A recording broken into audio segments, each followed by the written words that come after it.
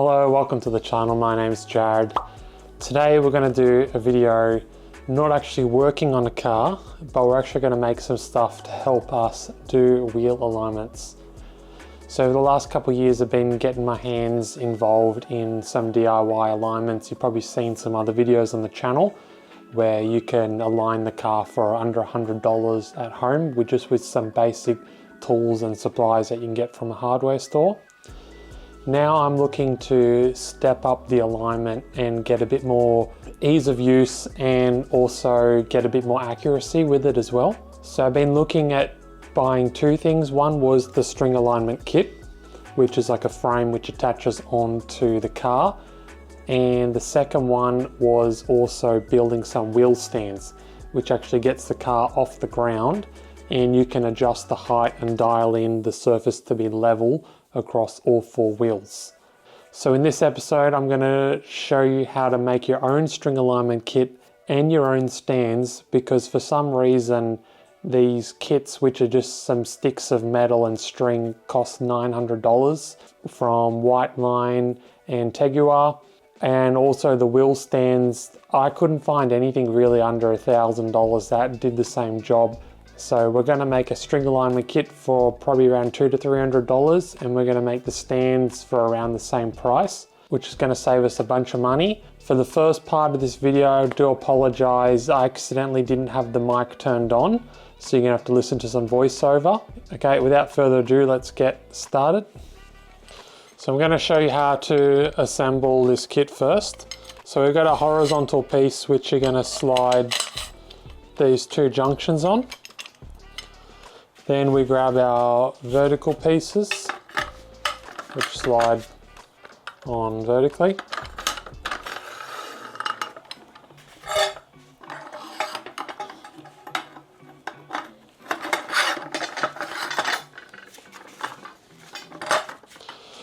Then we have these hooks which attach in here.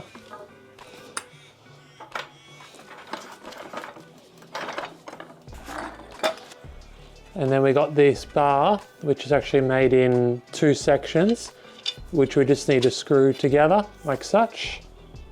Now we can go ahead and touch this.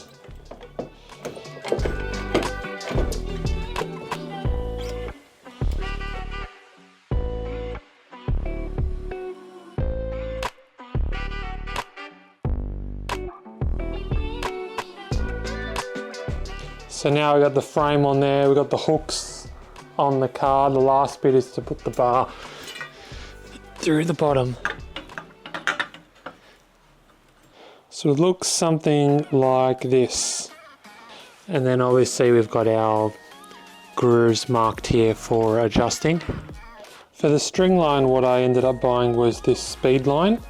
And the reason I used it is just because you can wind it back up once you're finished. Before, with the piece of string that I had, you had to untangle it and get it all tensioned up, and I've just attached a big nut to the end of it so you can actually droop it over and keep it taut rather than having to tie it off. Starting off, let's talk material. I've got three different sizes here: a 20 by 20 square tube, a 16 by 1.6 round tube, and a 25 by 25 mil square tube. Here I'm just demonstrating that you want to see the two square tubing fit inside of each other and the round tubing fit inside the smaller tubing. Next, I've got these two hooks that are used in the garage for storage, and I chose them because they have this rubber coated end on them to attach to the vehicle. Next, we got these M6 hand bolts, which are going to use to lock the apparatus in place. And then finally we got some foam tubing. These are for hot water, and alternatively, for a cheaper option, you can go for the pool noodle, which also works. These are $2 each. Now we're going to move on to cutting the steel. First up, we're going to cut our uprights, the vertical pieces. These are 90 centimeters long. You can make them any height you really want. And this XYZ junction piece that I've got listed here, these are for the X, Y, and Z axis of the apparatus for the adjustment. And then finally we've got the round tubing, which is to attach to the vehicle and also to attach a string line on the horizontal axis. After they're cut, you want to go around and clean up all of the edges and deburr the inside of the tubes so they slide together nicely. Next we're going to move on to drilling the holes so we can attach our M6 nuts. So I'm just drilling a 6.5mm hole. Now you can see we've got the M6 nut with our hand bolt attached to it, and I've just got it put together so it actually sits inside of the tube. This is going to help center it when you weld it together like this. And I've just gone around and put 4 tacks, which seems to be enough to hold it in place. And then once you're done welding, because you've threaded it into the nut, you can actually screw it out by hand.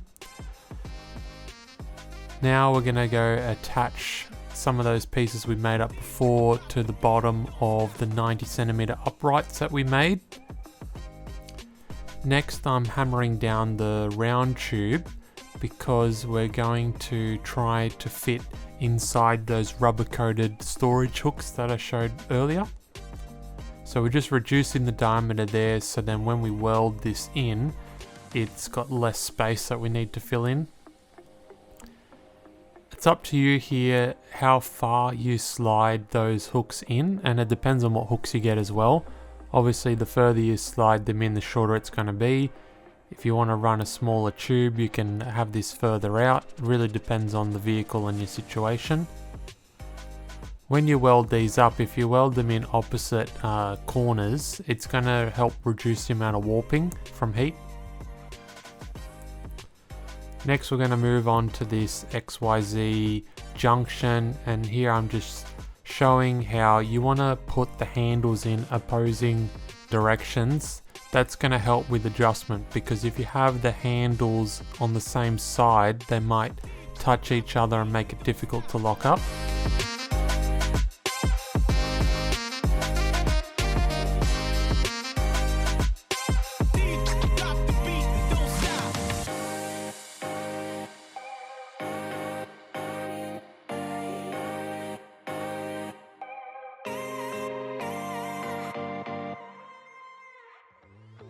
Here I'm just demonstrating how all the handles are in opposite directions. Don't be worried about the slag, you can clean that up later. Next we're going to move on to our horizontal tube that we're actually going to use for the string line measurements. In my situation I decided to cut the tube in half and have two 1.2 meter lengths. And to make them join together, one end I'm welding an M6 bolt, which you can see here that fits inside of the tubing. And on the other end, I've got an M6 nut I ground down slightly, which I'm hammering into the tube to thread into that bolt we just welded on the other end.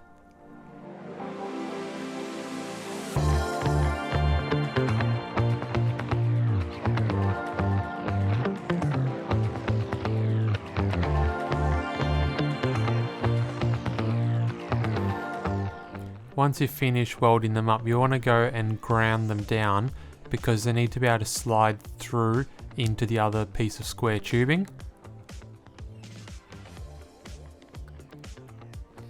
I had a bit of slag inside from the welding, so I've just gone through and re-tapped the nut and the bolt. Here I'm just showing you the final product. You can go ahead and paint everything now if you'd like. Inside of these tubes where we've drilled the hole, you need to go through with a burr and just tidy them up so the tubing slides together. One thing I changed is I had this square tubing at the bottom here. I ended up cutting on the side just so this can actually come out the front. So that way you can lift this out like so, put it in there, and then I move the adjustment knob to the locking knob to the top there rather than the front because I wanted to sit down in that channel. I also added the grooves to the end of the bar. So I made sure that all 4 of these rods were the same length, and I've ground in a groove with the angle grinder at 5 centimeters, 10 centimeters, and 15 centimeters, which then lines up with the outside of here. So if your track width is a lot wider, you're going to use the outside one, and if it's narrower, you can use the one further in. So the next part I've moved on to working on is making the wheel stands. So we're going to make 4 of these to go under each wheel to support the vehicle. So this one here is one that I made up as a prototype. As you can see, it's just got two on the bottom connecting into each of the 4 feet, and then we got 3 on top here just to support the load evenly, and I'm going to put a sheet of wood over the top. And then underneath we've got these self-leveling feet here. They were from Bunnings. They're a M12 by 60 foot. I think M10 would probably work as well. But after I made this one, I just thought that maybe it was a little bit light on. So then I went up to a 25mm square tube. And then in each of the corner there, I've got a 12mm nut, which looks something like that. It's just a generic M12 nut. I got the long one for 2 reasons. One, so there's more adjustment in the thread to get for height. But the other one too is that when you're welding this into the corner, there's a lot more surface area along the sides to weld around that. So this side with the 3 is going to be the top, and then this is the bottom side. It's just 5 in total, 35mm square tube. It doesn't need to be 35mm, but I chose 35mm because it allows me to put these turn plates on top of it and it pretty much be fully supported. So just how I've got a range, you're going to have 2 on the bottom and then the 3 on the top like so. And then these galvanized nuts are going to go in the corner like so and get welded in. I did end up using one of these clamps. For example, like that, you can weld it, hold it in place and weld it so it's vertical. So each one of these feet can carry 800 kilos. I'm not sure if that's true, but 4 of them on each of them is more than enough. And even you step down to the M10, they can carry 500 kilos each. If you're really on a budget, because these are about $10 each, these were some feet that I made first. And it's just pretty much a bolt with a nut and a square washer, which I've plug welded in the end there. And you can use that to adjust the height. That's just one of those washers I got. And a bolt. And I just put it on top like that and then welded it from the back side. They also sold some fixed leveling feet.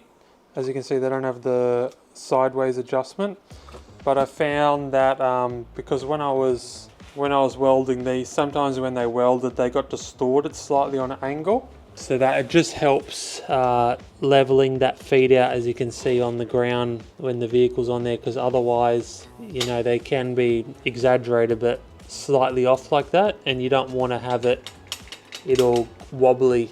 You can buy these on AliExpress, but a lot of the ones I saw there only had 100 kilo load rating, so 400 per wheel is not quite enough unless your vehicle is 1 ton or less.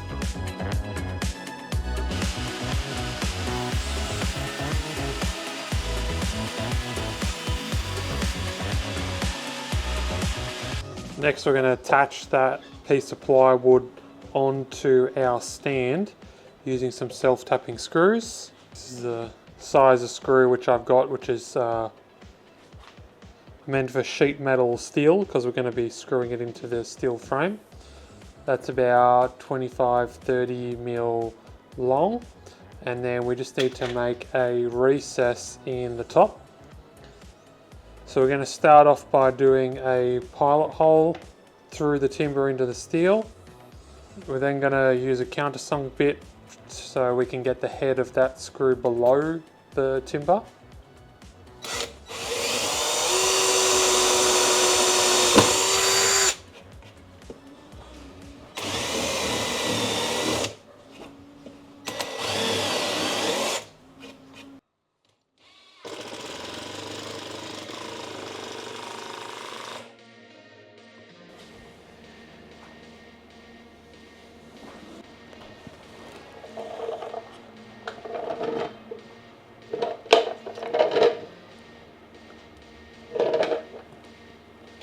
And this is the final lot of stands. As you can see, I also put some staining on the top of the timber there as well. Alright guys, that wraps up this video.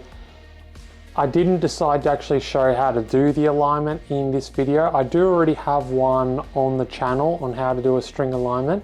I'm thinking of making another video where we actually calibrate the heights of the wheel stands and I show you how to use the string alignment kit as an example and get it all set up and the heights and centering it and all that type of thing. If that does interest you, please put a comment down below. If this video was helpful, please give it a like. Thank you for watching and I'll see you in the next one. Cheers.